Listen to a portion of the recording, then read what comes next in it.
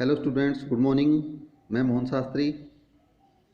हम अध्ययन कर रहे हैं हमारी 10वीं कक्षा की हिंदी की पाठ्य पुस्तक क्षितिज भाग 2 का, और हमारा विषय है कविता अट नहीं रही। ये कविता सूर्यकांत जी की महत्वपूर्ण कविता है। इसमें कवि ने फागुन मास की आभा का सुंदर चित्रण किया है। कवि फागुन की सुंदरता का वर्णन करते हुए कहते हैं कि अट नहीं रही आभा फागुन की सट नहीं रही। कवि कहता है कि फागुन मास की आभा इतनी अत्यधिक है कि वह प्रकृति में समा नहीं रही है। कवि कहता है कि कहीं सांस लेते हो घर घर भर देते हो, कि फागुन मास में चारों ओर सुगंध ही सुगंध आती है। कहीं सांस लेते हो घर घर भर देते हो। फागुन मास में जहाँ कहीं भी सांस ली जाती है वहाँ सुगंध ही सुगंध आती है। उड़ने को नभ में तुम पर पर कर देते हो। फागुन मास में पक्षी अपने पंख फड़फड़ाने के लिए आतुर हो जाते हैं। आँख हटाता हूँ तो हट नहीं रही है। कवि कहता है कि मैं फागुन मास की प्राकृतिक सुंदरता से अपनी आँख हटाना चाहता हूँ पर हटा नहीं पाता।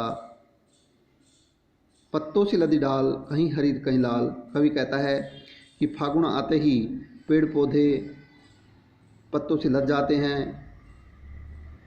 कहीं हरी कहीं लाल। वृक्षों की डालियां पत्तों से लद जाती है, वो कहीं पर हरी हरी दिखाई देती है, कहीं लाल लाल दिखाई देती है। कहीं पड़ी है उर्में मंद गंध पुष्पमाल। कहीं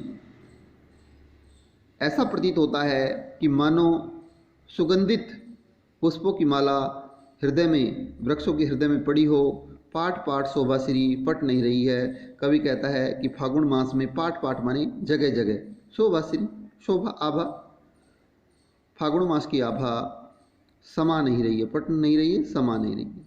एक बार पुनः रिवाइज करते हैं।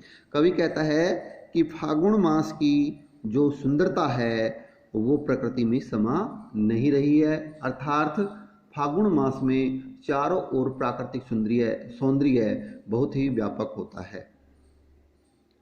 जहाँ कहीं भी सांस ली जाती है वहाँ सुगंध ही सुगंध आती है। पक्षी आकाश में उड़ने के लिए आतुर हो जाते हैं। कवि कहता है कि मैं उस प्राकृतिक सौंदर्य से अपनी आँख हटाना चाहता हूँ परंतु हटा नहीं सकता, क्योंकि वह प्राकृतिक सौंदर्य मुझे अपनी ओर देखने के लिए मजबूर कर रहा है। कवि कहता है कि फागुन के आते ही पेड़ पौधे पत्तों से लद जाते हैं। वो कहीं पर हरे हरे नजर आते हैं तो कहीं लाल लाल नजर आते हैं।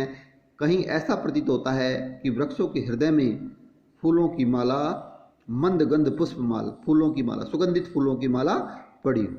पाट पाट शोभा श्री पट नहीं रही है। पाट पाट माने जगह जगह, सर्वत्र शोभा श्री शोभा आभा, फागुन की जो आभा है वो सर्वत्र समा नहीं रही है, अर्थात वो चारों ओर व्याप्त है। इस कविता में कवि ने फागुन की आभा का सुंदर चित्रण किया है।